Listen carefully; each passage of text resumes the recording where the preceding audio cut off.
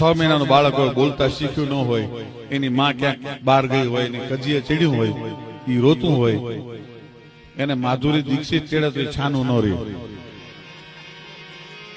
અને ધીરુભાઈ અંબાણીના પત્ની કોકિલાબેન તેડે ને તોય છાનું ન રહે. પણ એની ધૂળ ભરેલી માં તેડે ને ત્યારે જ છાનું રહે. એ સ્પર્શની ભાષા છે ને, એ બાળક જે રીતે સમજી શકે ને એમ અમે ચારણો રાજપૂતોને સમજી ગયા છીએ. સ્પર્શથી ખબર પડી જાય કે આનું નામ રાજપૂત છે, આ ગરાસિયો છે. હા, લીમડી કવરાજ ખુમારી હતી.